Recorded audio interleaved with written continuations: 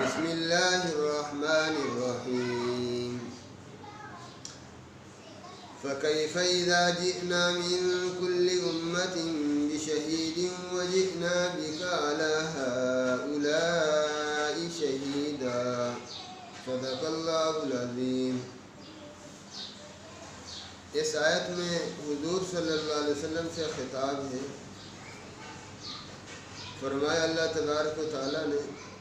کہ اس وقت کا کیا منظر ہوگا اور وہ کیسا موقع ہوگا۔ سسپینس پیدا کیا جا رہا ہے، اہمیت سمجھائی جا رہی ہے قیامت کے ایک مرحلے کی، قیامت کے ایک خاص واقعے کی منظر کشی کی جا رہی ہے۔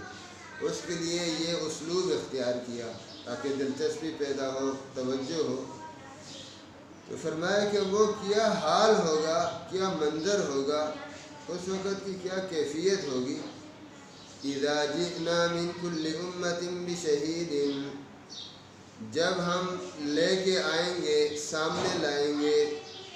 ہر امت میں سے ایک گواہ۔ قیامت کے دن اللہ کے سپریم کورٹ میں جب امتوں کے کیس دائر ہوں گے، امتوں کا ٹرائل چلے گا جزا و سزا کے قوانین کے تحت، تو اس کی منظر کشی کی جا رہی ہے کہ وہ کیا منظر ہوگا، کیا موقع ہوگا کہ جب ہم ہر امت میں سے ایک گواہ کھڑا کریں گے۔ یہ گواہ کون ہوگا؟ یہ ہر امت کا نبی ہوگا۔ امتوں کو اللہ کے سپریم کورٹ میں قیامت کے دربار میں پیش کیا جائے گا، پیشی ہوگی ہر امت کی، ایک ایک امت کی۔ امت کٹہرے میں کھڑی ہوگی، نبی کو بلایا جائے گا، نبی سامنے آئے گا، اس سے پوچھا جائے گا کہ آپ کو اس امت کی ہدایت کے لیے، اس امت کی تعلیم کے لیے، اس امت کی دعوت کے لیے مبعوث کیا گیا تھا، تو کیا رزلٹ رہا، امت نے کیا ریئیکشن دیا، کیا رد عمل دیا آپ کی ہدایت، آپ کی نبوت، آپ کی تبلیغ، آپ کی دعوت پر، ان کے کیا رزلٹ تھے۔ تو انبیاء گواہی دیں گے، امتوں نے جو کچھ ان کے ساتھ کیا، جنہوں نے مانا ان کی بھی، جنہوں نے نہیں مانا ان کی بھی۔ تو ہر امت کے نبی کی گواہی پر پھر اس امت کے ساتھ معاملات چلیں گے، اور پھر ان سب پر حضور کو گواہ بنا کر کھڑا کیا جائے گا۔ یہ اہم چیز ہے کہ ہم ہر امت میں سے ایک گواہ کھڑا کریں گے۔ وَجِئْنَا بِكَ عَلَىٰ هَٰؤُلَاءِ شَهِيدًا، اور اے نبی، حضور سے خطاب ہے کہ اے نبی پھر ان سب پر فائنل گواہی، آخری گواہ، بڑا گواہ، فیصلہ کن گواہ، جو امتوں پر بھی گواہ ہوگا اور نبیوں کے اوپر بھی گواہ ہوگا، وہ حضور ہوں گے۔ فرمایا کہ وَجِئْنَا بِكَ عَلَىٰ هَٰؤُلَاءِ شَهِيدًا، پھر اے نبی ہم آپ کو ان سب پر گواہ بنا کر سامنے لائیں گے۔ احادیث میں اس معاملے کی تفصیلات ہیں کہ جب یہ استغاثہ اور ٹرائل امتوں کا چلے گا تو اس میں ایک نازک موڑ اس وقت آ جائے گا جب امتیں مکر جائیں گی کہ ہمیں نبی نے دعوت دی تھی اور نبی نے ہمیں تبلیغ کی تھی، بالکل انکار کر لیں گی۔ انبیاء کی دعوت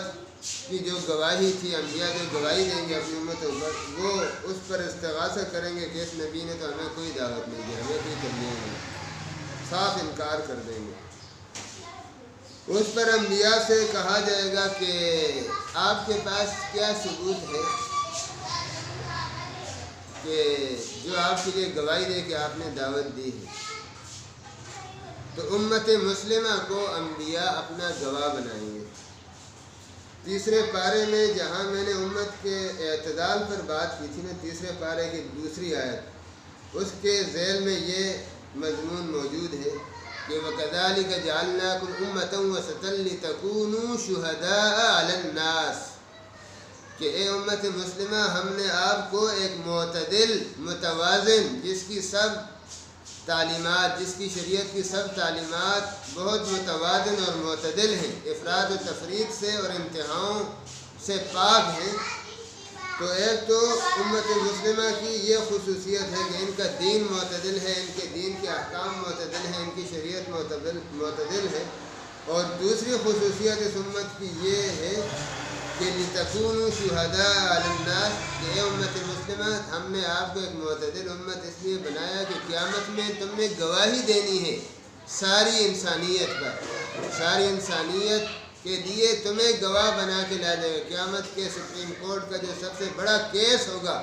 وہ جب ایک موقع پر ایک نازک موڑ پر داخل ہو جائے گا، نازک مرحلے میں داخل ہو جائے گا، پھر تمہاری گواہی کی ضرورت پڑے گی، تم اس دن اللہ کے گواہ نبیوں کے گواہ بن کے آؤ گے۔ تو لِتَكُونُوا شُهَدَاءَ عَلَى النَّاسِ، تاکہ تم گواہ بنو سارے لوگوں کے لیے۔ تو دوسرے پارے کے شروع میں یہ مضمون ہے کہ یہ امت مسلمہ انبیاء کی گواہی دیں گے، انبیاء ان کو اپنا گواہ بنائیں گے۔ تو جب امت مسلمہ کے چنے ہوئے لوگ، اولیاء، صحابہ، بزرگان دین، مجتہدین، فقہا، امت کے بڑے بڑے لوگ، یہ جو امت کے نمائندے ہوں گے، یہ اللہ کے دربار میں نبیوں کی گواہی دیں گے کہ ہم گواہی دیتے ہیں کہ ان سب انبیاء نے اپنی امتوں کو، اے اللہ، آپ کے احکام کی تبلیغ کی تھی، آپ نے جو شریعت بھیجی تھی، جو دین ان میں سے ہر نبی کو آپ نے عطا فرمایا تھا، اور جس دین کے احکام کے ساتھ آپ نے ان انبیاء میں سے ایک نبی کو بھیجا تھا، تو ان انبیاء نے اس تبلیغ کا حق ادا کیا۔ انہوں نے وہ دعوت امتوں کو دی ہے، اپنی امت کو ہر نبی نے پوری خیرخواہی سے، پورے دل و جان سے تبلیغ کی ہے، کوئی کسر نہیں چھوڑا۔ تو یہ گواہی امت مسلمہ کی طرف سے، امت مسلمہ کے نمائندوں کی طرف سے سب انبیاء کے حق میں اللہ کے سپریم کورٹ میں دی جائے گی۔ اس پر امتوں کی طرف سے پھر استغاثہ ہوگا کہ اے اللہ، ہم اس گواہی پر، اس امت مسلمہ کی گواہی پر جرح کرتے ہیں، ہمیں اس پر ایک اعتراض ہے، وہ یہ کہ یہ امت مسلمہ تو سب سے بعد میں آئی ہے، سب سے آخر میں آئی ہے، اس کی گواہی کیسے قابل قبول ہو سکتی ہے؟ اس کو کیا پتہ ہے کہ ان انبیاء نے تبلیغ کی یا نہیں؟ یہ تو ہمارے زمانے میں تھے ہی نہیں۔ یہ استغاثہ کریں گے، یہ جرح نکالیں گے امت مسلمہ کی گواہی پر جو وہ انبیاء کے حق میں دیں گے۔ اس پر اللہ تبارک و تعالیٰ پھر امت مسلمہ سے سوال کریں گے، ان کے جو نمائندے اس امت کے چنے ہوئے لوگ انبیاء کی گواہی کے لیے اللہ کے کٹہرے میں دربار میں کھڑے ہوں گے، تو ان سے پوچھا جائے گا کہ ہاں بھائی، آپ بتائیں، آپ اس استغاثے کا جواب دیں کہ آپ کو کیسے پتہ چلا کہ انبیاء نے اپنی امتوں کو تبلیغ کی؟ آپ کس بنیاد پر، کس یقین پر، کس ثبوت پر، کس حوالے پر آپ گواہی دے رہے ہیں، کس سند پر آپ گواہی دے رہے ہیں؟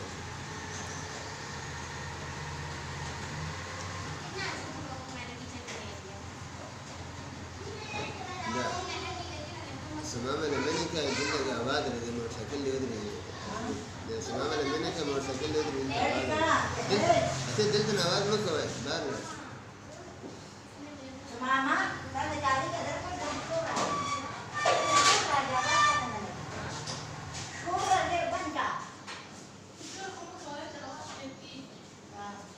تو اس پر یہ امت پھر جواب دے گی کہ اے اللہ، آپ نے ہمارے پاس، ہماری طرف اپنا رسول حضرت محمد عربی صلی اللہ علیہ وسلم کو بھیجا تھا، قرآن آپ نے بھیجا تھا، تو حضور نے ہمیں امتوں کے بارے میں، شریعتوں کے بارے میں، نبوتوں کے بارے میں، انبیاء کے بارے میں بتایا تھا کہ یہ جو سب انبیاء تھے، حضرت نوح تھے، حضرت ابراہیم تھے، حضرت شیس تھے، حضرت ادریس تھے، حضرت ہود تھے، حضرت صالح تھے، حضرت لوط تھے، حضرت شعیب تھے، حضرت موسیٰ، حضرت عیسیٰ تھے، حضرت زکریا، حضرت یحییٰ تھے، حضرت ایوب، حضرت یونس تھے۔ تو یہ سب انبیاء جو تھے، آپ نے اپنی کتاب میں ان کی ہسٹری ہمیں بتائی ہے، قرآن مجید میں ان کے حالات آپ نے بتائے، اور انہوں نے اپنی امتوں کو کس طرح تبلیغ کی، اس کا پورا نقشہ اے اللہ آپ کی کتاب میں، جو کتاب آپ کے نبی ہمارے پاس لے کے آئے، اس میں یہ موجود تھا، اور خود نبی نے پھر اس کی تفصیلات ہمیں بتائی۔ تو اس طرح ہمیں پتہ چلا کہ یہ سب انبیاء جو تھے انہوں نے اپنی امتوں کو تبلیغ کی اور امتوں کی طرف سے ان کو کیا کیا جواب ملے اور کیا تکلیفیں پہنچیں، قبول کرنے والے کون لوگ تھے اور ان کا کیا رد عمل تھا، اور ان امتوں کے جو لوگ منکر تھے ان کا کیا طرز عمل تھا۔ تو یہ ساری چیزیں ہمیں آپ کی کتاب سے، آپ کی بھیجی ہوئی کتاب سے، آپ کے بھیجے ہوئے نبی محمد صلی اللہ علیہ وسلم نے بتائی تھیں۔ یہ جواب دے گی امت۔ اس پر پھر حضور صلی اللہ علیہ وسلم کی پیشی ہوگی، حضور صلی اللہ علیہ وسلم کو بلایا جائے گا، حضور صلی اللہ علیہ وسلم تشریف لائیں گے، ان سے پھر پوچھا جائے گا کہ آپ نے اپنی امت کو یہ ساری چیزیں بتائیں، پچھلے انبیاء کے بارے میں، ان کی شریعتوں کے بارے میں، ان کی ہدایتوں کے بارے میں، ان کی نبوتوں کے بارے میں، ان کی امتوں کے بارے میں، ان کی امتوں کے اچھوں کے بارے میں، بروں کے بارے میں، اور امتوں سے جو انبیاء کو جو حالات پیش آئے ان سب کے بارے میں کیا آپ نے بتایا تھا اپنی امت کو؟ تو اس پر اللہ کے نبی حضور نبی کریم صلی اللہ علیہ وسلم فرمائیں گے کہ ہاں میں نے اپنی امت کو پچھلی امتوں کے حالات بتائے تھے، سنائے تھے، جو آپ نے میری طرف وحی کیے تھے آپ کی کتاب میں جو تھے۔ تو یہ سارا پس منظر اس آیت کا ہے کہ اللہ تعالیٰ فرما رہے ہیں کہ وہ کیسا منظر ہوگا کہ جب ہم ہر امت میں سے گواہ کھڑا کریں گے، اور اے نبی حضور حضرت محمد صلی اللہ علیہ وسلم آپ کو ان سب پر، اس سب امتوں کے اس بڑے کیس پر، اس بڑے مقدمے پر، اور اس انٹرنیشنل اور آفاقی ٹرائل پر جو قیامت کے میدان میں، حشر کے میدان میں سب امتوں کا ٹرائل چلے گا، اور اس میں یہ نازک موڑ آ جائے گا کہ امتیں مکر جائیں گی انبیاء کی دعوت سے، اور پھر آپ کی امت کو انبیاء اپنی گواہی کے لیے بلائیں گے، وہ گواہی دیں گے، اور پھر ان کی گواہی پر جب جرا ہوگی تو ان کی گواہی کے لیے پھر آپ آئیں گے۔ تو یہ کیا عجیب منظر ہوگا، کیا عظیم الشان منظر ہوگا، کتنا بڑا۔ دیکھیں پاکستان میں یا دنیا کسی ملک میں جب قومی لیول کا کوئی کیس چلتا ہے نا، جیسے پیچھے پاناما کا کیس چلا تھا، تو ساری قوم کے سارے لوگوں کے کان کھڑے رہتے تھے کہ ہاں جی آج سپریم کورٹ نے کیا سماعت کی، آج کیا انہوں نے اپنے ریمارکس دیے، اور آج کیا اس پہ تاثرات دیے۔ تو جو بڑے لیول کے قومی کیس ہوتے ہیں اس کی طرف پھر دلچسپی سب لوگوں کی ہوتی ہے، اور وہ بہت اہمیت رکھتا ہے۔ اور پھر جو بین الاقوامی کیس ہوں، جیسے بعض کیس عالمی عدالتوں میں چلتے ہیں بین الاقوامی معاملات کے، ان کی بہت اہمیت ہوتی ہے، ساری دنیا کی میڈیا اس کی طرف توجہ کرتی ہے اور سارے لوگ اس طرف متوجہ ہوتے ہیں۔ تو قیامت کا یہ جو منظر یہاں ایک سسپنس کے انداز میں پیش کیا گیا ہے کہ وہ کیا منظر ہوگا، اس سے اس بین الاقوامی انٹرنیشنل کیس کی، آفاقی کیس کی جو قیامت کی عدالت میں چلے گا، اور آدم کی ساری اولاد کا اس کیس کے ساتھ، اس مقدمے کے ساتھ، اللہ کی سپریم کورٹ کے اس سب سے بڑے ٹرائل کے ساتھ آدم کی اولاد کے ایک ایک فرد کا اس کیس سے تعلق ہوگا، تو اس کی اہمیت پہ یہاں روشنی ڈالی کہ وہ کیا منظر ہوگا۔ واقعی وہ بہت عجیب منظر ہوگا، وہ بہت بڑا واقعہ ہوگا۔ قیامت کی عدالت کا بھی وہ بہت بڑا واقعہ ہوگا جب ساری امتوں کے ٹرائل پہ یہ انتہائی نازک موڑ آ جائے گا۔ اس وقت اس امت کی اہمیت، امت مسلمہ کی اہمیت، امت مسلمہ کی ایک فیصلہ کن حیثیت ساری امتوں میں، اور اس امت کی قیامت کے میدان میں ایک انٹرنیشنل مقام، اور اس امت کے نبی حضور نبی کریم صلی اللہ علیہ وسلم کا ساری انسانیت پہ اعلیٰ سے اعلیٰ مقام، اس کا مظاہرہ اس کیس کے نتیجے میں ہوگا۔ اس کیس کے نتیجے میں یہ امت ساری انسانیت پہ ابھر کے سامنے آ جائے گی۔ اس امت کا نبی ساری انسانیت کا قائد اور لیڈر، اور قیامت کے بڑے کیس کا فیصلہ کن گواہ بن کے سامنے آئے گا۔ یہ قیامت کا منظر ہوگا جس آیت میں دکھایا گیا ہے۔ اور حضور کی جو شفاعت کبریٰ کا مقام ہے، یہ بھی تو قیامت میں حضور کا سب سے بڑا اعزاز ہوگا کہ جب کوئی بھی اللہ کے دربار میں حساب کتاب شروع کرنے کے لیے انبیاء بھی امتوں سے عذر کر دیں گے کہ آج ہم اس معاملے میں اللہ کے سامنے جانے کی ہمت نہیں رکھتے کہ اللہ کے سامنے جا کے ریکویسٹ اور درخواست پیش کریں کہ حساب کتاب شروع کیا جائے۔ ہر نبی دوسرے نبی کا حوالہ دے گا کہ نہیں میں تم معذور ہوں، فلاں نبی کے پاس جاؤ، فلاں کے پاس جاؤ۔ آخر میں پھر حضور کی طرف بھیجا جائے گا، سب حضور کا نام لیں گے، حضور کی طرف پھر لوگ آئیں گے کہ اللہ تبارک و تعالیٰ آج کے دن اتنے لوگ پریشان ہو جائیں گے، تھک جائیں گے، حساب کتاب شروع نہیں ہوگا، اور لوگ کہیں گے کچھ بھی نتیجہ نکلے لیکن حساب کتاب شروع تو ہو جائے، پھر حضور صلی اللہ علیہ وسلم اللہ کے سامنے سجدے میں گریں گے اور اللہ کے آگے بہت لمبا سجدہ کریں گے، اور اس سجدے میں اللہ کی حمد و ثنا ایسے الفاظ میں حضور بیان کریں گے، حدیث میں آتا ہے کہ وہ الفاظ اسی وقت اللہ مجھے سکھائیں گے، اس سے پہلے ایسی حمد و ثنا کسی نے اللہ کی نہیں کی ہوگی، اور بہت طویل سجدہ ہوگا۔ اس سجدے کے بعد پھر حضور سے فرمایا جائے گا کہ آپ اپنا سر اٹھائیے، آپ کی بات سنی جائے گی، آپ فرمائیے، آپ اپنی درخواست پیش کیجیے، آپ کی بات کو قبول کیا جائے گا۔ تو اس کو شفاعت کبریٰ کا مقام کہتے ہیں۔ قیامت کے دن یہ بہت بڑا اعزاز ساری انسانیت کے لیے، حساب کتاب شروع کرنے کے اور قیامت کے احوال شروع کرنے کے لیے جو ریکویسٹ اور درخواست کا اعزاز ملے گا، یہ بھی حضور کو ملے گا۔ یہ بھی حضور کی لیڈرشپ اور قیادت کا مظاہرہ ہوگا ساری انسانیت کے لیے، سارے نبیوں کے لیے۔ اور دوسرا یہ واقعہ جو اس آیت میں ہے کہ قیامت کے دن کا امتوں کا جو ٹرائل ہوگا، اس ٹرائل میں جب ایک پیچیدگی اور الجھن اور ایک نازک موڑ آ جائے گا تو اس وقت یہ امت مسلمہ ابھر کر سامنے آ جائے گی، اور اس وقت حضور صلی اللہ علیہ وسلم کی فائنل حیثیت ساری امتوں کے لیے اور سارے انبیاء کے لیے وہ سامنے آ جائے گی۔ تو یہ منظر کشی اس آیت میں کی ہوئی ہے۔ ترجمہ ایک دفعہ پھر سن لیں۔ فَكَيْفَ إِذَا جِئْنَا مِنْ كُلِّ أُمَّةٍ بِشَهِيدٍ، اس وقت کیا حال ہوگا، وہ کیا صورتحال ہوگی، کیسا منظر ہوگا وہ کہ جب ہم لے کے آئیں گے ہر امت میں سے ایک گواہ، امتوں کا نبی، ہر امت کا نبی، امت کے معاملے میں امت کے ساتھ کیا معاملات اس کے رہے، اس کے لیے اللہ تعالیٰ اس کو بلائیں گے، امت کو سامنے کھڑا کریں گے۔ وَجِئْنَا بِكَ عَلَى هَؤُلَاءِ شَهِيدًا،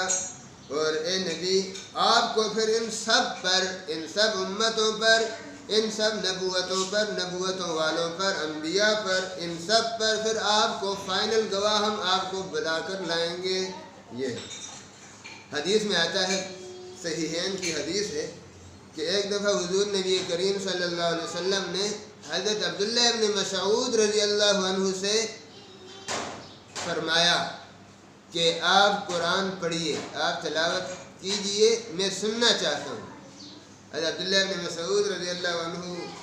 بھی امت کے قاریوں میں سے بڑے قاری تھے نا، قرآن پڑھنے کا ان کو بڑا ذوق تھا، امت کے فقیہ بھی تھے۔ ہمارے فقہ حنفی کی تو بنیاد ہی عبداللہ ابن مسعود کے اصول اور فتویٰ پر ہے، کیونکہ امام ابو حنیفہ کوفہ اور عراق کے آدمی ہیں، عراق کے امام ہیں، تو عراق میں جو علم اور فقہ پھیلی ہے وہ عبداللہ ابن مسعود سے پھیلی ہے۔ حضرت عمر فاروق رضی اللہ تعالیٰ عنہ نے عراق کا قاضی، چیف جسٹس، مفتی، عالم، مقتدا، پیشوا سب کچھ عبداللہ ابن مسعود کو بنا کے بھیجا تھا۔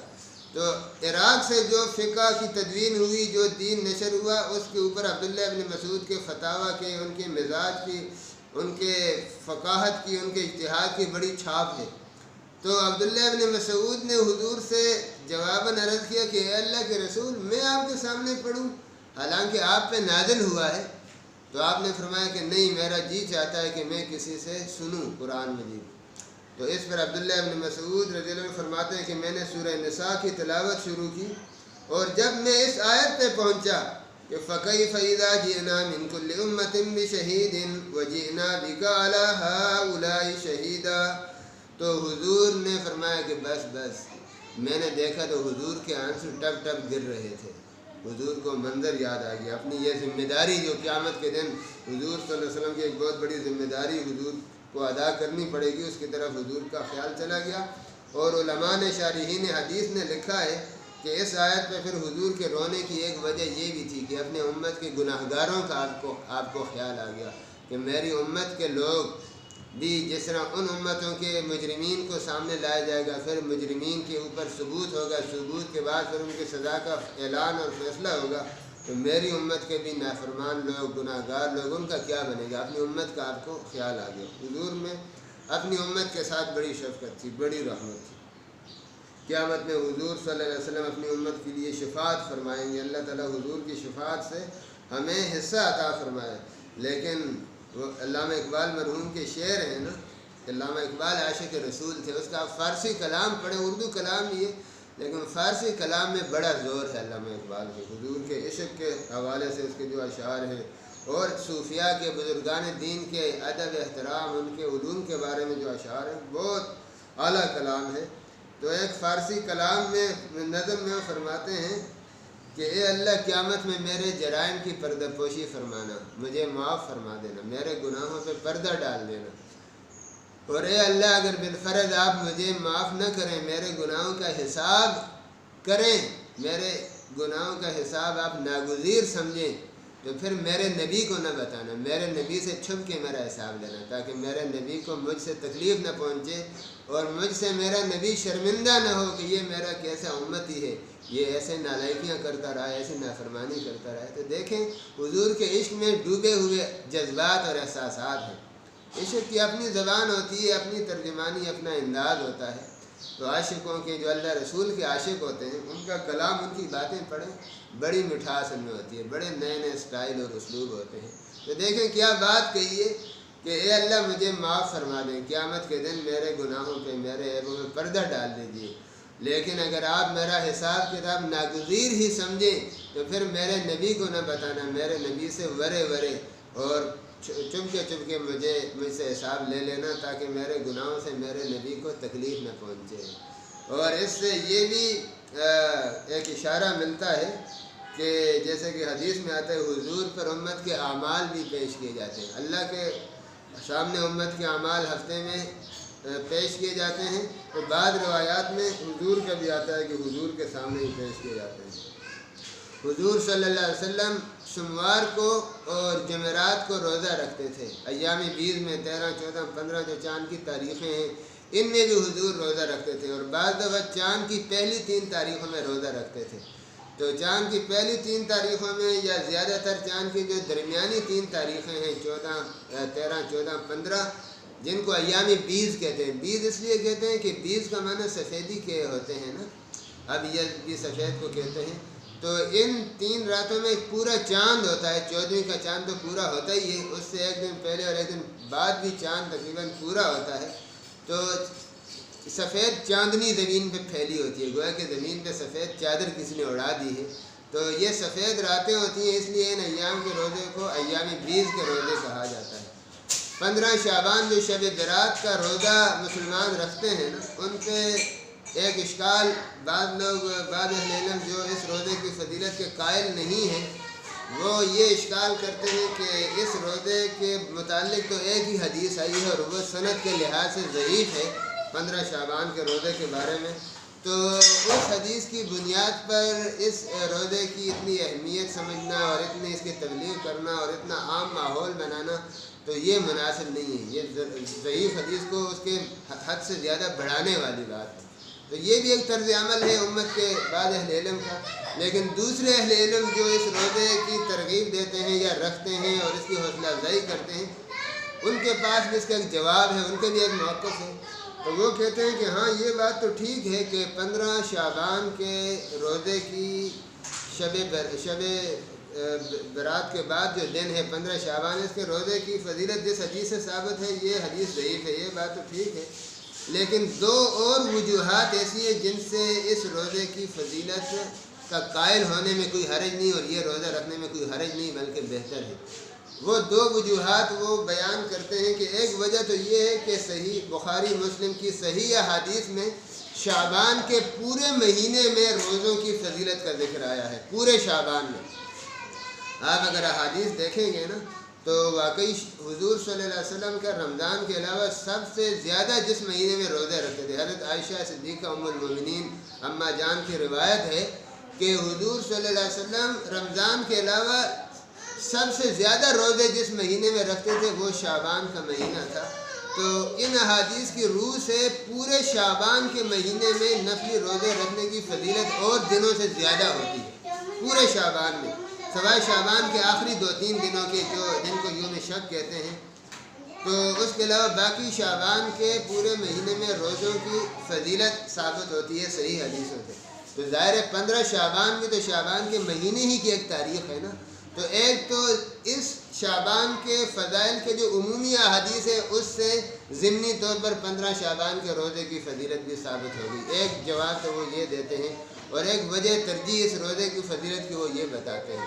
اور ایک دوسری وجہ 15 شعبان کے روزے کی جواز کی بلکہ مستحب ہونے کی وہ یہ بتاتے ہیں کہ حضور نبی کریم صلی اللہ علیہ وسلم سے ایام بیض کے روزے صحیح حدیثوں سے ثابت ہیں، اور امت کے لیے بھی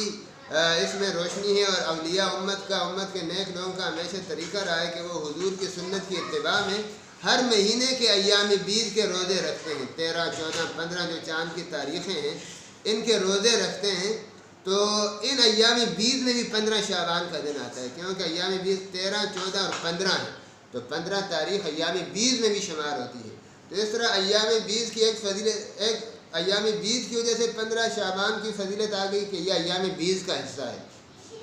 چاند کے مہینے کے روشن راتوں میں سے ایک رات یہ بھی ہے اور ایک دن یہ بھی ہے، اور دوسرا شعبان کے پورے مہینے میں روزوں کے فضائل آئے ہیں۔ تو اس لیے اس میں معتدل بات اور فیصلہ کن بات اور اچھی بات یہ ہے کہ مسلمان نہ تو اس 15 شعبان کے روزے کو فرض واجب کی طرح اہمیت دے کہ ہر حال میں رکھنا ہی رکھنا ہے، اور جو نہ رکھے اس پہ اٹیک کرے، تنقید کرے، یہ طرز عمل بھی غلط ہے، کیونکہ جو علماء اس کی فضیلت کے قائل بھی ہیں وہ مستحب اور افضل درجے تک اس کو لے جاتے ہیں، یا سنت غیر مؤکد درجے تک، اس سے آگے نہیں لے جاتے۔ تو ایک تو یہ ہے کہ یہ روزہ بے شک رکھا جائے، لیکن اپنا ذہن اور مائنڈ اور شعور صحیح رکھا جائے، اس کے ساتھ فرض اور واجب والا معاملہ نہ کیا جائے۔ اور دوسری چیز یہ ہے کہ اس کا درجہ ہے کہ 15 شعبان کے متعلق بھی حدیث میں روزے کی فضیلت آئی ہے۔ جو بہت سے لوگ جو خصوصاً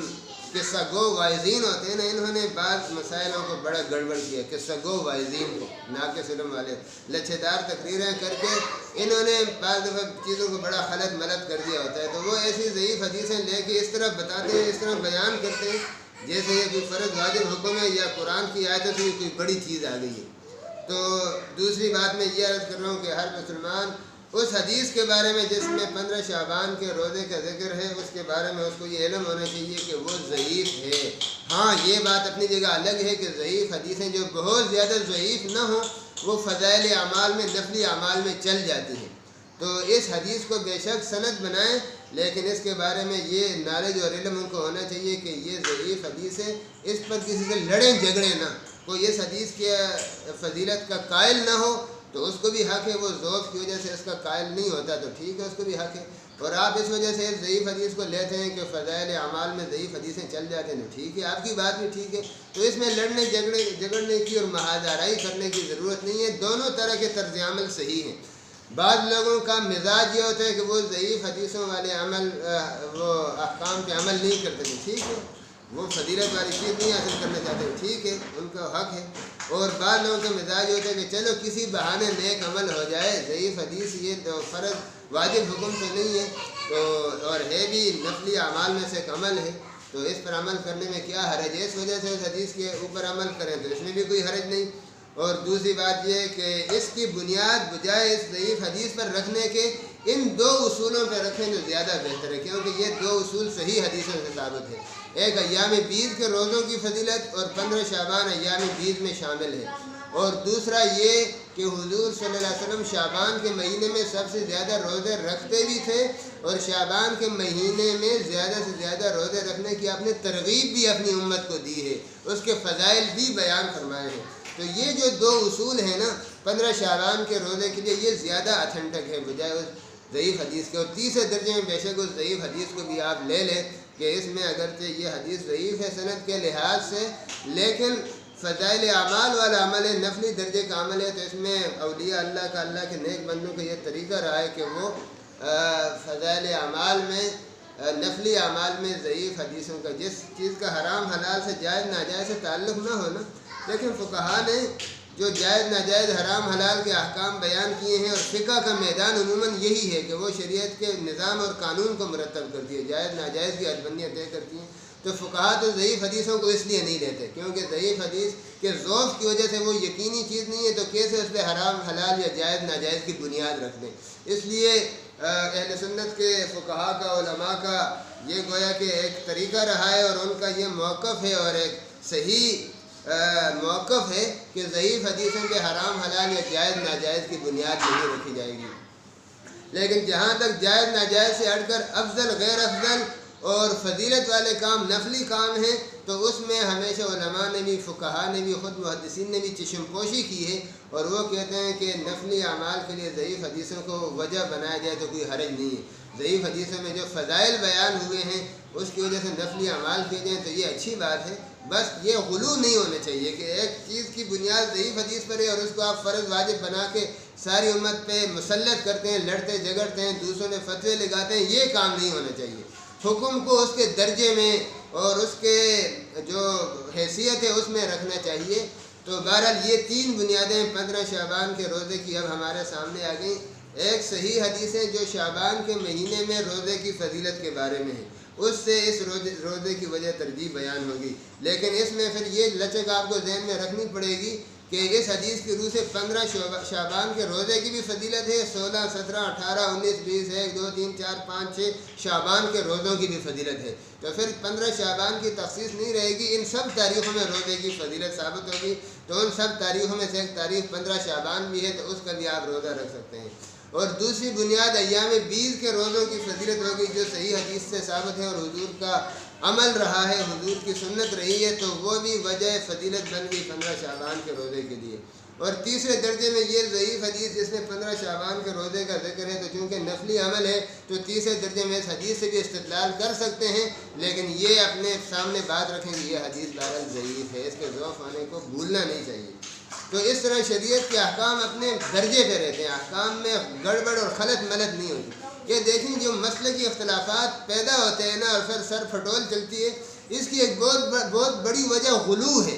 کہ ہر مسلک کے یا ہر طبقے کے جو ناقص العلم لوگ ہوتے ہیں نا وہ اپنے مسلک کی وہ باتیں جو ان کے اہل علم میں جواز کے درجے میں یا فضیلت کے درجے میں ذکر کی، ضعیف حدیثوں سے استدلال کیا، وہ انہی کو فرض واجب بنا لیتے ہیں اور دوسرے لوگوں سے لڑتے ہیں. دوسرے لوگ جو ضعیف حدیث کی وجہ سے وہ چیز نہیں لے رہے تو یہ ان سے لڑتے ہیں، اور وہ لوگ جو اس مسلک کے ناقص العلم ہیں وہ ضعیف چیز کو بالکل حرام سمجھ کے وہ ان سے لڑتے ہیں. تو یہ غلو اگر نہ ہونا بہت سے مسئلے کے اختلافات بھی ختم ہو جاتے ہیں جب احکام کو اس کے درجے پہ رکھا جائے. اور یہ ہمارے ناقص علم کی وجہ سے، جب ہمارا علم ناقص ہوتا ہے، ہم قرآن حدیث کے احکام کے درجے اور ویلیو کو نہیں سمجھتے. صحیح حدیث کا کیا درجہ ہے، ضعیف حدیث کا کیا درجہ ہے، ضعیف حدیث کن شرائط کے ساتھ معتبر ہوتی ہے اور کس حد تک اس پہ عمل ہو سکتا ہے، یہ چیزیں جب ہمارے سامنے نہیں ہوتی، علم ناقص ہوتا ہے، تو پھر چھوٹی چھوٹی باتوں میں آپس میں سٹ پھٹول کی اور ایک دوسرے پہ فتوی بازی کی اور لڑائی جھگڑے کی نوبت آتی ہے. یہی وجہ ہے کہ ہر مسلک کے جو سنجیدہ اہل علم ہوتے ہیں،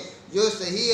علم والے ہوتے ہیں، راسخ العلم ہوتے ہیں، قرآن سنت پہ عبور رکھتے ہیں، وہ ان باتوں میں نہیں جھگڑتے. وہ لوگوں کو منع کرتے ہیں کہ ایسی باتوں کو سر پھٹول کا، انتشار کا اور آپس میں لڑائی جھگڑے کی بنیاد نہ بنائیں، کیونکہ یہ چیزیں ان میں تینوں طرف لچک ہوتی ہے. ادھر بھی لچک موجود ہے، ادھر بھی لچک موجود ہے. عمل کرنے والے کے لیے بھی لچک ہے، نہ کرنے والے کی بھی لچک ہے. تو یہ بہت اہم چیز ہے. اور میں آپ سے عرض کروں، بنی اسرائیل کے بارے میں قرآن میں آپ نے پیچھے پڑھ بھی لیا، آگے بھی واقعات آئیں گے. بنی اسرائیل کی گمراہیوں میں سے ایک بہت بڑی گمراہی یہ بھی تھی کہ وہ چھوٹی چھوٹی باتوں میں لڑتے جھگڑتے تھے، اختلافات بہت زیادہ تھے ان میں. جیسے حدیث میں ہے نا کہ بنی اسرائیل میں 72 فرقے ہو گئے تھے، میری امت میں 73 فرقے ہوں گے. تو 72 فرقے تھوڑے تو نہیں ہوتے. یہ چھوٹی چھوٹی باتوں پہ ہر ایک نے اپنے 1.5 اینٹ کی الگ مسجد بنا لی. ایک مسئلہ ایک نے پکڑ لیا، اس کو کفر ایمان کی بنیاد بنا لیا، اس پہ شور شرابہ شروع کر دیا، اپنا الگ مسلک بنا لیا، الگ ایک 1.5 اینٹ کی مسجد بنا لی، دوسروں سے لڑنے لگا. اس طرح پھر ہر ایک نے، کسی نے ایک مسئلہ لے لیا، اس کا ترجمان بن گیا، کسی نے دوسرا مسئلہ لے لیا، اس کا ترجمان بن گیا، کسی نے تیسرا مسئلہ لے لیا. اور وہ بات کہ جو میں کئی دفعہ کہہ چکا ہوں کہ چوہے کے ہاتھ ہلدی کی گانٹھ لگی تو پنساری بن گیا تھا. تو یہ ایسے چھوٹے چھوٹے پنساری بن گئے تھے. کسی کا جو کوئی 2 مسئلوں کا ملا بن گیا، کوئی 3 مسئلوں کا جو ہے نا اسکالر بن گیا، کوئی 4 مسئلوں کا اسکالر بن گیا، اپنی الگ مسجد بنا لی، 1.5 اینٹ کی اپنی لیڈری الگ چمکا لی اور اپنی طرف لوگوں کو الگ دعوت دی، اور ایک جتھا اور جماعت لوگوں کی الگ اپنے ساتھ جوڑ لی. دوسرے نے بھی ایسا کیا، تیسرے نے بھی ایسا کیا. تو پھر یہ نوبت اس وجہ سے آتی ہے، اس وجہ سے پھر یہ نوبت آ جاتی ہے.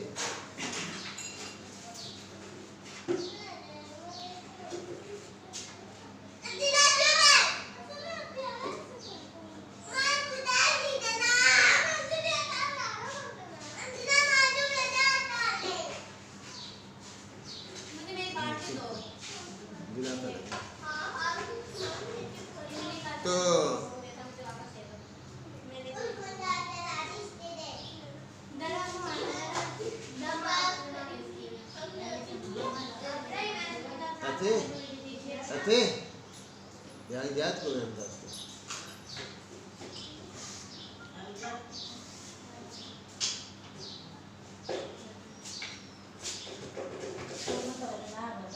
تو یہ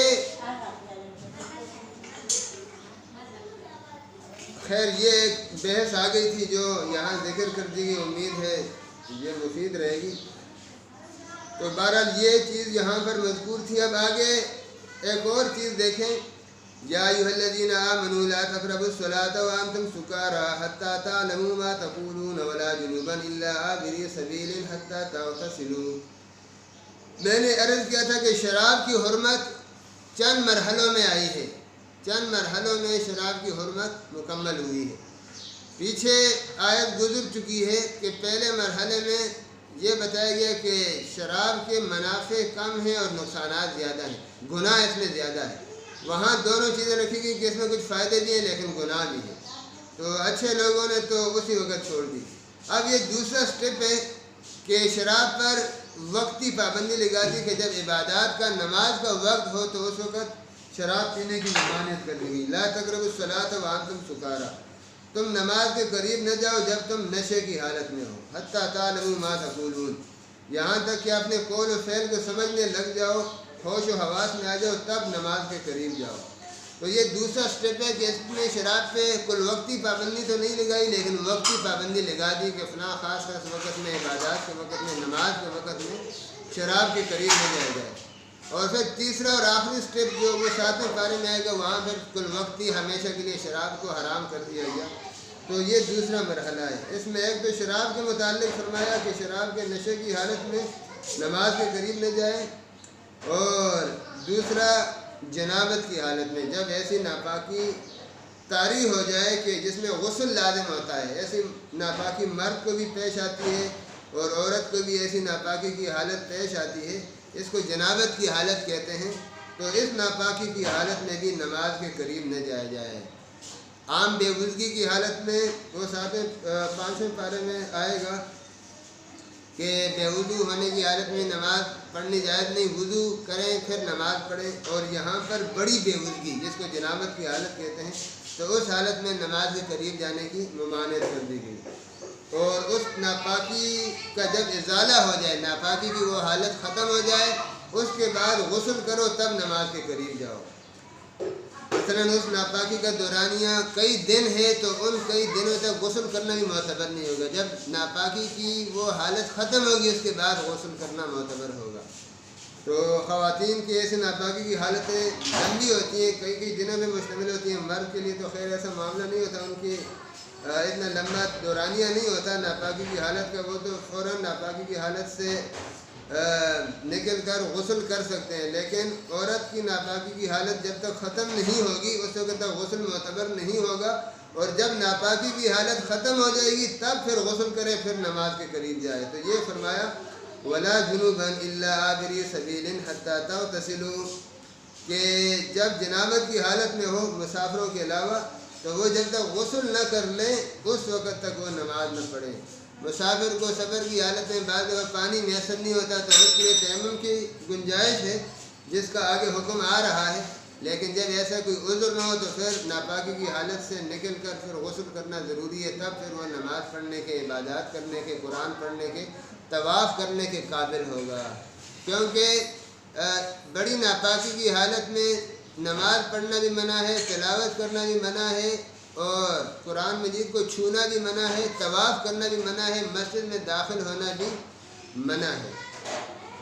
تو جب وہ حالت زائل ہوگی اور غسل کیا جائے گا تو یہ سب پابندیاں اور ممانعتیں ختم ہو جائیں گی. وَإِن كُنتُم مَرْضَىٰ وَعَلَىٰ سَفَرٍ, اور اگر تم مریض ہو یا سفر کی حالت میں ہو, أَوْ جَاءَ أَحَدٌ مِّنكُم مِّنَ الْغَائِطِ, یا تم میں سے کوئی ایک بول و براز کر کے آیا ہو, پیشاب پاخانہ کر کے آیا ہو, تو وہ بھی ناپاکی کی حالت ہوگی. چھوٹا پیشاب, بڑا پیشاب, اس سے بھی ناپاکی طاری ہو جاتی ہے, وضو ختم ہو جاتا ہے, پاکی کی حالت ختم ہو جاتی ہے. وہ ہے کہ ناپاکی کے اہم اقسام اس آیت میں بتائی جا رہی ہے نا, بڑی ناپاکی اور چھوٹی ناپاکی. اور آگے أَوْ لَامَسْتُمُ النِّسَاءَ, یا بیویوں سے قربت کر لے, تو اس سے بھی بڑی ناپاکی کی حالت طاری ہو گئی. تو ان سب حالتوں میں یا اوپر آگے کہ غسل کر لو پھر پاکی حاصل ہوگی۔ اور اب دوسرا حکم تیمم کا بتا رہے ہیں کہ ان سب ناپاکیوں کے بعد اگر غسل کی سہولت میسر نہیں، جس کی ایک وجہ تو یہاں یہ بتلا دی کہ مریض ہے، پانی نقصان کرتا ہے اس لیے غسل نہیں کر سکتا، ایک یہ عذر ہو سکتا ہے غسل کرنے سے۔ اور دوسری وجہ خود اس آیت میں یہ بتا دی ہے وہ علی سفر ہے کہ یا وہ مسافر ہے اور ایسی جگہ میں ویرانے میں ہے کہ پانی اس کے آس پاس نہیں ہے، مثلا اس سے 1 میل کے فاصلے تک پانی نہیں ہے، تو اس سے آگے اگر پانی ہوگی تو وہ نہ ہونے کی طرح ہے، کیونکہ شریعت نے اس کا مکلف نہیں کیا کہ 1 میل سے زیادہ فاصلے تک جا کے پانی ڈھونڈ لیں۔ تو بہرحال جس کو یہ ناپاکیاں پیش آ گئیں، چھوٹی ناپاکی کی حالت ہے یا بڑی ناپاکی کی حالت ہے، تو وہ نماز کے قریب نہ جائے، اور خصوصاً بڑی ناپاکی کے بعد تو وضو بھی کافی نہیں ہے، جب تک غسل نہ کر لے، ناپاکی کی حالت زائل ہونے کے بعد جب تک غسل نہ کر لے تو نماز کے قریب نہ جائے۔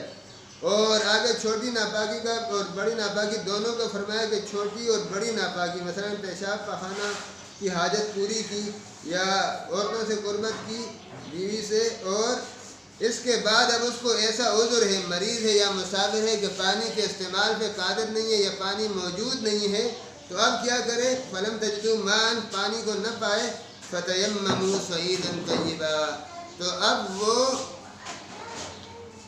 تیمم کر لے پاک مٹی سے، پاک مٹی سے تیمم جائز ہے۔ جو مٹی ناپاک ہو، کسی جگہ مٹی ایسی اس کے بارے میں شک ہو کہ یہ ناپاک ہے، اس پہ ڈنگروں نے پیشاب کیا ہے یا فلاں ناپاکی ہے اس پہ، تو اس سے تیمم نہیں ہوگا،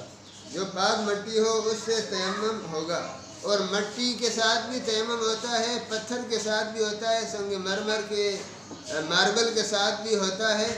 اور چونے کے ساتھ بھی ہوتا ہے، ریت کے ساتھ بھی ہوتا ہے، اور اینٹ کے ساتھ بھی ہوتا ہے۔ اور دیوار پہ اگر پلستر ہو نا، اوپر ڈسمبر یا روغن نہ ہو، خالی پلستر ہو یا خالی اینٹوں کی دیوار ہو یا پتھروں کی یا بلاکوں کی دیوار ہو، یا اس کے اوپر پلستر تو ہوا ہے لیکن پلستر کے اوپر ڈسٹمپر یا روغن نہیں ہوا، یا اس کے اوپر چونے کی سفیدی ہوئی ہے، تو ان سب صورتوں میں بھی تیمم جائز ہے، کیونکہ چونے سے بھی تیمم جائز ہے، تو چونے کی سفیدی ہوئی اس پہ بھی جائز ہے۔ پلستر ہوا ہو تو وہ سیمنٹ ہے، سیمنٹ کی ریت سے اور پتھر سے بنتا ہے تو اس پہ بھی جائز ہے۔ اور اینٹ کی دیوار ہے یا بلاک کی ہے یا کنکریٹ کی ہے تو وہ پتھر ہے یا مٹی ہے تو اس پہ بھی تیمم جائز ہے۔ اس طرح فرش پہ ماربل لگا ہوا ہے، ٹائل نہیں ماربل، کیونکہ ماربل پتھر ہوتے ہیں، ٹائل تو وہ روغن اوپر چڑھا ہوتا ہے، روغن پہ تیمم نہیں ہوتا، تو ماربل پہ بھی تیمم جائز ہے۔ چپس والا فرش ہے اس پہ بھی تیمم جائز ہے، اور پتھر ہے اس پہ بھی تیمم جائز ہے، اینٹ ہے اس پہ بھی تیمم جائز ہے، چونا ہے اس پہ بھی جائز ہے، ریت ہے اس پہ بھی جائز ہے۔ اب ان جن چیزوں سے تیمم جائز ہے نا، اس میں ایک چیز میں لوگ بڑا مغالطہ کھاتے ہیں، لوگ یہ سمجھتے ہیں، بہت سے لوگ یہ سمجھتے ہیں کہ شاید تیمم صرف مٹی پر ہوتا ہے، اور پھر مٹی سے تیمم ہونے کی وجہ سے ان کے ذہن میں یہ بھی ہوتا ہے کہ ہاتھوں پر گردہ یا مٹی لگ جائے گی تب وہ ہاتھ چہرے پر یا بازو پر ملیں گے تو تب تیمم ہوگا۔ تو دیکھیں جب تیمم مٹی کے ساتھ خاص ہی نہیں ہے، پتھر، چونے، ریت اور چپس اور ماربل پر بھی ہو سکتا ہے، تو ان پر تو مٹی کی قید نہیں ہے نا، وہ تو بذات خود تیمم کا سبب ہے۔ لہذا چپس دھلا ہوا ہو، اس پہ ذرا بھی گرد و غبار نہ ہو، پتھر دھلا ہوا ہو، اینٹ جو ہے اس پہ بھی کوئی گرد و غبار نہ ہو، اس پہ جب آپ ہاتھ پھیریں گے تو آپ کے ہاتھ پر تو کوئی مٹی یا گردہ نہیں لگے گا، تو وہاں پر شریعت نے آپ کو اس کا پابند نہیں کیا کہ ہاتھ کے ساتھ کوئی گردہ وغیرہ لگے گا تب تیمم ہوگا، تو مٹی والی صورت میں۔ مٹی کے علاوہ باقی چیزوں پر آپ جب تیمم کریں گے، مثلا ایک پتھر آپ دھو لیں، ماربل کا ایک ٹکڑا دھو لیں، اپنے چارپائی کے کنارے مریض رکھ لیں، اس پہ کوئی گردہ نہیں ہے، تو وہ تیمم کے لیے اس پہ ہاتھ پھیر لے اور پھر وہ ہاتھ چہرے اور بازو میں پھیر لے، اس کا تیمم ہو جائے گا۔ تو یہ جو ذہنوں میں بعض دفعہ ہوتا ہے کہ ہاتھوں میں گردہ ہونا ضروری ہے، وہ گردہ چہروں پہ یا بازو پہ لگے گا تب تیمم ہوگا، تو یہ بات نہیں ہے، وہ مٹی والی صورت میں۔ اور مٹی کی صورت میں بھی جب مٹی پہ ہاتھ پھیرے جاتے ہیں تو ہاتھوں کو پھر جھاڑا جاتا ہے اس طرح کہ اوپری مٹی گر جائے اور ہلکی پھلکی مٹی رہے، لیکن مٹی کے علاوہ باقی چیزوں میں تو یہ ضروری نہیں ہے کہ ہاتھ کے ساتھ آپ کو کوئی گردہ لگے، کیونکہ وہ گردہ اور مٹی والی چیز ہی نہیں ہے، وہ تو پتھر ہے یا وہ چپس ہے یا ماربل ہے، تو ہاتھ میں کوئی چیز بھی آپ کی نہیں لگے گی، لیکن تیمم آپ کا پھر بھی ہو جائے گا۔ تو بہرحال ان سب چیزوں سے تیمم جائز ہے ہمارے ہاں۔ تو تیمم میں 2 رکن ہیں، وضو میں تو 4 فرض ہیں، تیمم میں جو اعمال ہیں نا وہ 2 ہیں۔ فَامْسَحُوا بِوُجُوهِكُمْ، اپنے چہروں کو مسح کر لو۔ وہ ہاتھ جو پتھر پہ یا مٹی پہ پھیرا ہوا ہے وہ پورے چہرے پر اس طرح پھیریں جس طرح وضو میں چہرے کے جن جن حصوں تک ہاتھ پھیرتے ہیں نا، تو ان سب حصوں پہ ہاتھ پھیر جائے، اور یہ ایک ضرب ہو گئی۔ پھر دوبارہ اس ماربل پر یا ریت پر یا بلاک پر یا اینٹ پر یا پتھر پر یا مٹی پر دوبارہ ضرب لگائیں، دوبارہ ہاتھ ماریں، اور پھر وہ ہاتھ بازو میں پھیر دیں، جس طرح وضو میں جن جن جگہوں تک پانی پہنچتا ہے نا ان سب جگہوں پہ بازو کے کوہنی تک ہاتھ پھر جائے، تو یہ دوسرا فرض ہے۔ تو یہ 2 ضربیں تیمم میں فرض ہیں، چہرے کو مسح کرنا اور بازو کو مسح کرنا۔ اور تیسرا فرض جو اصل میں پہلا فرض ہے وہ نیت ہے۔ وضو میں نیت ہمارے ہاں سنت ہے اور تیمم میں نیت ہمارے ہاں فرض ہے۔ تو تیمم کی نیت اس طرح کرے گا کہ میں پاکی حاصل کرنے کی نیت کرتا ہوں۔ نماز کا نہ کہہ کیونکہ نماز کے لیے تیمم کی نیت کرے گا، اس تیمم سے صرف نماز پڑھنی جائز ہوگی۔ جب آپ پاکی حاصل کرنے کی نیت کریں گے تو اس تیمم سے پھر ہر عبادت جائز ہوگی۔ تو نیت کرنا فرض ہے، پاکی کی نیت کرے، اور نیت کر کے ان چیزوں میں سے جو ابھی میں نے گنوائی ہیں ان میں سے کسی بھی چیز پہ ہاتھ پھیر لے، ایک دفعہ پھیر کے چہرے پہ ملے، اور پھر دوبارہ بازوں کے لیے دوبارہ اس چیز پہ ہاتھ مارے۔ ایک ہی ضرب کافی نہیں ہے، 2 ضربیں فرض ہیں، پتھر ہے یا ماربل ہے یا چپس ہے، اس پہ ایک ضرب لگائیں اور وہ چہرے پہ پھیریں، اور دوبارہ پھر ضرب لگائیں، وہ بازوؤں پہ پھیریں، بازوؤں پہ مسح کریں۔ تو ان 3 فرضوں کے ساتھ تیمم مکمل ہو جائے گا، اور اس سے وہ سارے اعمال جائز ہوں گے جو وضو سے جائز ہوتے ہیں۔ تو یہاں تیمم کا حکم بہرحال اس آیت میں آ گیا۔ اور یہ تیمم دیکھیں اوپر بڑی ناپاکی کا بھی ذکر ہوا ہے، چھوٹی ناپاکی کا بھی ذکر ہوا ہے، تو بے وضوئی کے لیے بھی یہی تیمم ہے اور جنابت کے لیے بھی یہی تیمم ہے۔ کوئی جنابت کی حالت سے نکل گیا، اب اس نے غسل کر کے عبادت کرنی ہے، غسل کے لیے پانی کا انتظام نہیں ہے، پانی سے معذوری ہے، تو وہ بھی اسی طرح تیمم کرے گا جو وضو کے لیے تیمم کرتا ہے، یعنی نیت کر کے 2 ضربیں لگائے گا۔ غسل اور وضو کے تیمم میں کوئی فرق نہیں ہے، طریقہ دونوں کا ایک ہی ہے، دونوں میں 2 ہی ضربیں لگائی جاتی ہیں اور دونوں میں نیت کی جاتی ہے۔ تو یہی تیمم غسل سے پاکی کا بھی ہے، جنابت سے پاکی کے لیے بھی ہے، اور یہی تیمم جو ہے یہ بے وضوئی سے بھی پاکی کے لیے، باوضو ہونے کے لیے بھی یہی تیمم ہے۔ اور تیمم ان سب چیزوں سے ٹوٹ جاتا ہے جن سے وضو ٹوٹتا ہے، جو چیزیں وضو کو توڑنے والی ہیں وہ تیمم کو بھی توڑنے والی ہیں۔ اور ایک مزید چیز جو تیمم کو ختم کرتی ہے وہ اس عذر سے نکل آنا ہے جس عذر کی وجہ سے تیمم کیا تھا۔ مثلا پانی نہ ہونے کی وجہ سے تیمم کیا تھا، تو جیسے ہی پانی مل گیا اسی لمحے تیمم ختم ہو جائے گا اور وضو کرنا ضروری ہو جائے گا یا غسل کرنا ضروری ہو جائے گا۔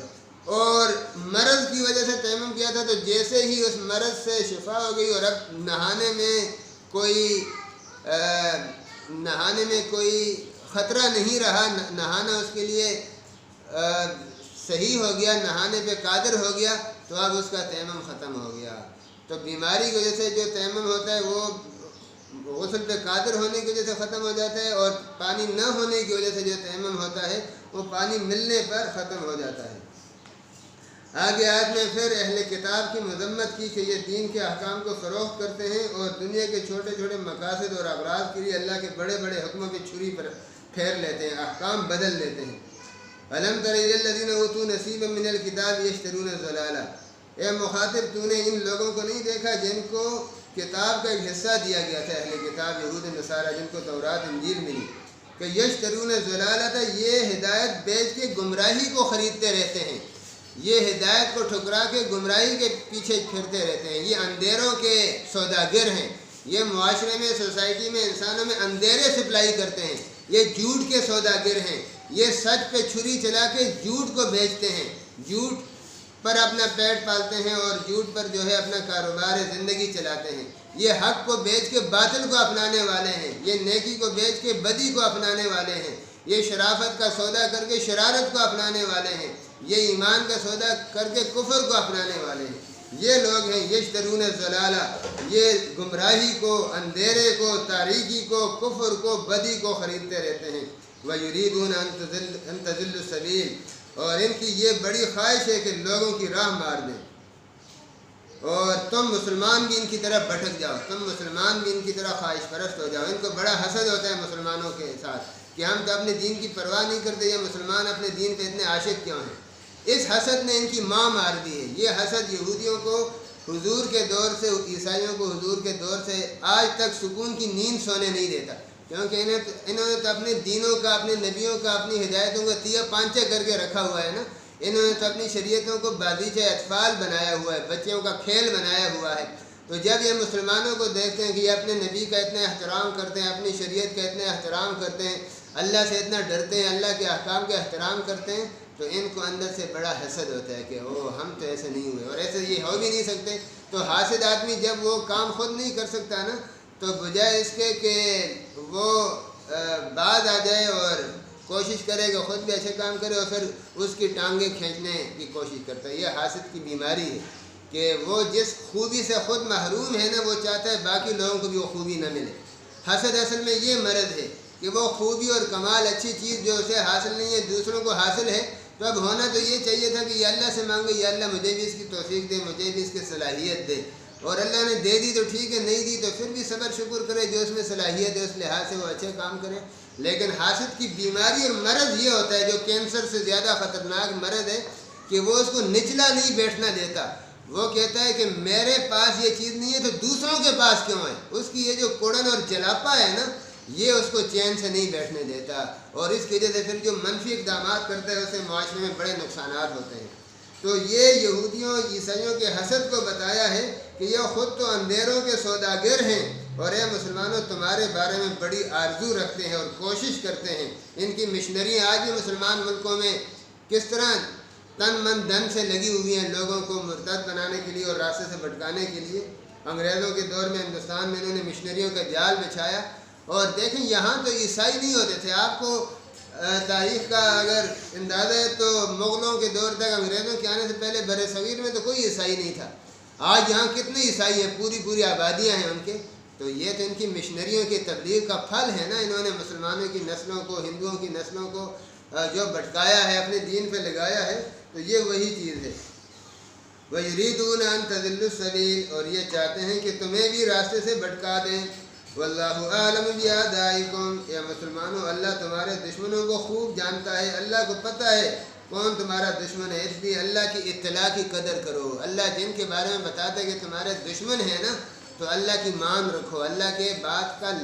کی لاج رکھو، اس کو اپنے دشمن ہی سمجھو۔ قرآن میں اللہ نے شیطان کے بارے میں بتایا کہ وہ انسانوں کا، مسلمانوں کا دشمن ہے۔ ان شیطان للانسان عدو مبین، شیطان تو ہر انسان کا دشمن ہے۔ تو اللہ تعالیٰ نے ہمیں علم دیا، ہمیں اس کو دشمن سمجھنا چاہیے۔ یہود و نصارہ کے بارے میں بتایا کہ یہ تمہارے ساتھ اندر سے مخلص اور خیرخواہ نہیں ہو سکتے، ان کے ساتھ بہت زیادہ خلط ملت نہ کرو، خصوصاً موالات والا تعلق ان سے قائم نہ کرو، مدارات اور معاملات کی حد تک معاملہ رکھو، دنیا داری کی حد تک رکھو، اس سے آگے نہ بڑھو، بہت زیادہ اعتماد نہ کرو۔ تو یہاں پر اس کی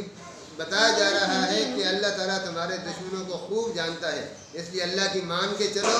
اور اللہ تبارک و تعالیٰ کی وحی کی روشنی میں دنیا کی زندگی کو طے کرو۔ اپنے دوست دشمن اللہ کی اطلاع کے مطابق، اللہ کے حکم کے مطابق بناؤ۔ جن سے اللہ نے دوستی سے منع کیا ان سے دوستی نہ کرو، تو کامیاب ہو جاؤ گے۔ وَكَفَىٰ بِاللَّهِ وَلِيًّا، اللہ ہی تمہارے لیے دوستی کے لیے کافی ہے۔ اللہ اکبر، واقعی اللہ کافی ہے۔ جب اللہ کو جو کافی سمجھ لیتا ہے نا، اللہ اس کے لیے کافی ہو جاتا ہے۔ جو اللہ کو کافی نہیں سمجھتا، ادھر ادھر منہ مارتا ہے نا، اللہ پھر اس کو ادھر ادھر کے حوالے کر دیتے کہ چل پھر جہاں سے تو جس کھڈے میں جانا چاہتا ہے چلے جاؤ، پھر کھڈوں میں منہ مارتا رہتا ہے۔ تو اللہ کافی ہے تمہاری دوستی کے لیے۔ وَكَفَىٰ بِاللَّهِ نَصِيرًا، اور تمہاری امداد اور مدد کے لیے بھی اللہ کافی ہے۔ کسی سپر پاور کے پاور سے نہ ڈرو، اللہ سے ڈرو، سپریم پاور اللہ کی ہے۔ جب اللہ کے ساتھ مخلص رہو گے، اللہ تعالیٰ تمہارے دلوں میں خوف کی بجائے، رعب کی بجائے، کافروں کی دہشت کی بجائے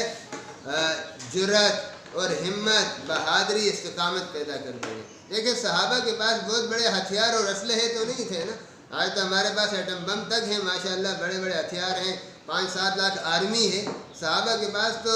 یہ ہتھیار اور ایسی چیزیں نہیں تھیں۔ کیا چیز تھی ان کی کہ بڑے بڑے سپر پاوروں کے انہوں نے منہ موڑ دیے، ان کے تخت تاج الٹا کے رکھ دیے اور ان کے تاج اچھال کے رکھ دیے۔ وہ ایمان تھا، ایمان کی قوت اور طاقت تھی، اللہ سے دوستی تھی، اللہ کی مدد پہ یقین تھا۔ اس نے سب پر ان کو غالب کر دیا۔ جب یہ چیز مسلمان کے پاس نہیں ہوتی، اللہ کی مار اس مسلمان پہ پھر یہ پڑتی ہے کہ جو اللہ کا نہیں ہوتا، حالانکہ نبی کے ذریعے شریعت کی وجہ سے اللہ کو اپنا بنانے کی سہولت اس کو حاصل ہے، جب وہ اللہ کی ناقدری کرتا ہے پھر اس کو ایٹم بم بھی کام نہیں آتے، دنیا کے ہتھیار بھی کام نہیں آتے، اس کے پاس فوجیں بھی ہوتی ہیں، لشکر بھی ہوتے ہیں، اس کے گودام اسلحوں سے بھرے بھی ہوتے ہیں، اس کے پاس بڑے بڑے تھنک ٹینک اور دانشور بھی ہوتے ہیں، خارجہ پالیسیوں پہ عبور رکھنے والے لوگ بھی ہوتے ہیں، لیکن کافروں سے وہ ڈرتا ہے۔ ایک فون پر بعض دفعہ کافر ان کو کھڑکھڑا کے رکھ دیتے ہیں، ایک فون کیا، دھمکی لگائی، تڑی لگائی، یہ تھر تھر کانپنے لگے اور جو انہوں نے کہا ویسے کر دیا، تو مسلمان پھر اتنا گر جاتا ہے۔ مسلمان جب اللہ کے حکموں پہ نہیں آتا، اللہ کو اپنا دوست نہیں بناتا، اللہ کی مدد پہ یقین نہیں رکھتا اور وہ مادی طاقتوں پہ یقین رکھتا ہے، تو پھر اس کے پاس ایٹم بم بھی ہوتا ہے، ہتھیار اور سب کچھ ہوتے ہیں، لیکن پھر یہ چیزیں کافی نہیں ہوتی، مسلمان کے دل میں خوف بیٹھ جاتا ہے۔ تو یقین جو ہے اور جرأت اور ہمت اور بہادری وہ اللہ پر اعتماد رکھنے سے آتی ہے، ہتھیاروں اور اسلحوں کی وجہ سے نہیں آتی۔ یہ فرمایا آگے یہودیوں کے کچھ اور برائیوں کی مذمت کی جائے، یہ ساری چیزیں آگے کا اہم آیت ہے، ان اللہ لا یغفر ان یشرک بہ، بہت اہم آیت ہے کہ اللہ تبارک و تعالیٰ شرک کو کبھی معاف نہیں کریں گے۔ دیکھیں یہ اللہ کا ایک قانون ہے، قرآن میں یہاں بیان ہوا ہے، ہر شریعت میں بیان ہوا ہے کہ کفر کے لیے، شرک کے لیے اللہ کے ہاں کوئی معافی نہیں ہے۔ مرنے سے پہلے تک بھی کفر سے، شرک سے باز آنے کے چانس ہیں۔ مرنے سے پہلے کوئی 100 سال کا کافر بھی کلمہ پڑھ لے، شرک سے توبہ کر لے، کفر سے توبہ کر لے، توحید رسالت کو مان لے، تو یہ توحید رسالت اتنی بڑی وولٹیج والی چیز ہے کہ 100 سال کے شرک کو 5 منٹ میں اس طرح اڑا دیتی ہے جیسے بارود جو ہے نا وہ چیزوں کو اڑا دیتی ہے۔ یہ توبہ کا بارود اس سارے 100 سال کے کفر کو تہس نہس کر کے رکھ دے گا۔ 100 سال کا کافر ہے، 100 سال بعد ہدایت ملی، کلمہ پڑھا، مسلمان ہو گیا، اور ابھی 1-2 گھنٹے گزرے تھے یا 1 دن گزرا تھا کہ وفات کا وقت آ گیا، تو یہ جنتی ہے۔ اللہ اکبر۔ ایسے واقعات ہیں، ایسے نیک بخت لوگ بھی ہوتے، ساری زندگی کفر میں گزر گئی لیکن قسمت میں سعادت تھی، ایمان تھا۔ میں نے اسے آپ سے کہا تھا نا کہ حدیث میں آتا ہے انسان کسی چیز سے گھمنڈ نہ کرے۔ آدمی ساری زندگی اچھے اعمال کرتا ہے لیکن وہ بدبخت، اس کی قسمت میں بدبختی لکھی ہوتی ہے، مرنے سے اس میں اور جنت میں بالش بھر کا فاصلہ رہ جاتا ہے کہ تقدیر اس پہ غالب آ جاتی ہے اور وہ کفر میں مبتلا ہو جاتا ہے، اور دوسری طرف ساری عمر جہنمیوں کے اعمال کرتا ہے، کفر میں، شرک میں ملوث رہتا ہے، اس میں اور جہنم میں بالش بھر کا فاصلہ رہ جاتا ہے۔ یہ حدیث کا مضمون ہے کہ اس میں اور جہنم میں بالش بھر کا فاصلہ رہ جاتا ہے تو تقدیر اس پہ غالب آ جاتی ہے اور وہ کوئی ایسی حرکت کر بیٹھتا ہے، نہیں وہ ایمان لے آتا ہے تو اس کے نتیجے میں ناجی ہو جاتا ہے۔ ایک واقعہ حدیث میں آتا ہے، بخاری شریف میں ہے کہ جنگ خیبر جو یہودیوں کے ساتھ جنگ لڑی گئی تھی نا، اس میں حضور صلی اللہ علیہ وسلم جب صحابہ کا لشکر لے کے خیبر کے قریب پہنچے ہیں تو وہاں ان کو ایک چرواہا ملا، بھی خیبر کی آبادی دور تھی، وہاں یہودیوں کا ایک چرواہا تھا، غریب آدمی تھا جو کسی یہودی زمیندار کی بکریاں چراتا تھا، اس جو ہے نخلستان میں، اس گھاس والی جگہ میں، اس ٹیلے پر۔ تو اس نے جب دیکھا حضور ہیں، صحابہ ہیں، وہ غریب آدمی تھا، یہودی تھا، عام آدمی تھا، اس کو زیادہ علم بھی نہیں تھا، حضور سے آ کے ملا یا حضور نے اسے بلایا تو اس سے سوال جواب ہوئے، تو اس نے حضور سے پوچھا آپ کون ہے؟ کہا میں اللہ کا نبی ہوں۔ کہا آپ کیا دعوت دیتے ہیں؟ حضور نے ایمان کی دعوت تھوڑی سی اس کو پیش کی، تو اس نے کہا کہ اے اللہ کے رسول، اگر میں یہ دعوت قبول کر لوں تو مجھے کیا ملے گا؟ چرواہا تھا، اسود رائی، غالباً حدیث میں اس کا نام اسود رائی آیا ہے، یعنی حبشی غلام تھا، چرواہا تھا۔ تو حضور نے فرمایا کہ اللہ تعالیٰ تیرے اس کالے رنگ کو روشن کر دیں گے، اللہ تعالیٰ تیرے چہرے کو سفید کر دیں گے، اللہ اکبر، اور اللہ تعالیٰ تجھے جنت میں ٹھکانہ دے دیں گے، اللہ اکبر۔ تو اس نے کلمہ پڑھ لیا، مسلمان ہو گیا۔ حضور سے فرمایا کہ اب میرے لیے کیا حکم ہے؟ فرمایا کہ یہ بکریاں جن کی ہیں بکریاں لوٹا لو اور پھر چپ چاپ آ جاؤ ہمارے پاس۔ اب اس وقت اسلام کا حکم چونکہ جہاد کا ہے تو ہم لڑنے کے لیے جا رہے ہیں، ہمارے ساتھ شامل ہو جاؤ۔ وہ گیا، بکریاں لوٹا کے آ گیا، حضور کے ساتھ شامل ہو گیا، ابھی مثلا ظہر کے بعد کا وقت تھا جب یہاں حضور نے پڑاؤ کیا تھا اور 1 گھنٹے بعد لڑائی کا مارکا گرم ہونا تھا، تو وہ آ گیا تو لشکر نے کوچ کیا اور حملہ شروع ہو گیا۔ تو جب وہ حملہ شام کو جس وقت جنگ ختم ہو گئی، رات آنے پر جنگوں میں وقفہ ہو جاتا تھا نا، کئی دنوں کی جنگیں بھی ہوتی تھی تو رات کو جنگ بند ہو جاتی تھی، صبح پھر چھڑتی تھی۔ تو جب جنگ کا وقفہ ہو گیا تو پھر ہر فریق اپنے مقتولین کو، مسلمان اپنے شہیدوں کو ڈھونڈتے تھے، ان کا کفن دفن کرتے تھے، زخمیوں کی جو ہے وہ مرہم پٹی کرتے تھے۔ تو صحابہ نے اپنے شہداء کے زخمیوں کو اٹھایا۔ تو اب یہ جو حبشی غلام تھا، یہودیوں کی بکریاں چراتا تھا، اس کو کوئی نہیں پہچانتا تھا، یہ کالے رنگ کا تھا، اس کی لاش پڑی تھی۔ اب صحابہ پہچان نہیں رہے تھے کہ یہ ایک بندہ شہید ہوا ہے، یہ کون ہے۔ حضور کو خبر پہنچی، حضور آئے، حضور نے دیکھا، اللہ اکبر، یہ تو اسود رائی ہیں۔ اور حضور نے دیکھا کہ اس کا چہرہ سفید ہو چکا ہے، چمک رہا ہے، نورانی چہرہ ہو چکا ہے، اللہ اکبر۔ حضور نے بہت زیادہ شفقت کی، بہت زیادہ خوش ہوئے۔ صحابہ کہتے ہیں کہ حضور نے اس بندے کا، اس مقتول کا جو اعزاز اکرام کیا، جس طرح عزت سے اس کو دفن کرایا، تو بعض صحابہ رش کرنے لگے کہ کاش یہ ہماری لاش ہوتی۔ اس پر ابو ہریرہ رضی اللہ تعالیٰ عنہ دوسرے لوگوں سے سوال کرتے تھے پہیلی کے طور پہ کہ ایسا آدمی بتاؤ جو ساری عمر کفر میں رہا، پھر وہ مسلمان ہوا اور مسلمان ہونے کے بعد ایک نماز بھی اس نے نہیں پڑھی اور وہ جنت میں چلا گیا۔ یہ پہیلی کے طور پہ پوچھتے تھے۔ تو وہ اسود رائی کے بارے میں سوال تھا کہ جب یہ انہوں نے اسلام قبول کیا تو فوراً جنگ میں جا کے شامل ہوئے اور جنگ میں شہید ہوئے، نماز کا موقع ہی ان کو نہیں ملا اور اللہ تعالیٰ نے ان کو جنت میں پہنچا دیا۔ تو یہ اسلام تو ایسی چیز ہے کہ 100 سال کے کفر کو ملیا میٹ کر دیتی ہے، لیکن یہی کفر جب قبر تک آدمی ساتھ لے جائے نا، شرک اور کفر، پھر اس کے لیے اللہ کا قانون یہ، اس کے لیے نہ کسی کی سفارش چلے گی، نہ اس کے لیے نجات ہوگی۔ ایسے لوگوں کے لیے کوئی سفارش نہیں ہے، نجات نہیں ہے، بخشش نہیں ہے۔ تو فرمایا ان اللہ لا یغفر ان یشرک بہ، اللہ تعالیٰ بخش دیتے ہیں، اللہ تعالیٰ نہیں بخشیں گے اس بات کو کہ کوئی اللہ کے ساتھ شرک کرے۔ کفر بھی شرک کے حکم میں، علماء نے دونوں چیزوں کو یہاں حکم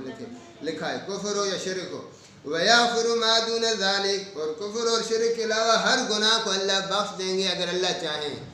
زمین سے آسمان تک کسی کے گناہ ہو اور وہ مومن ہو تو ہی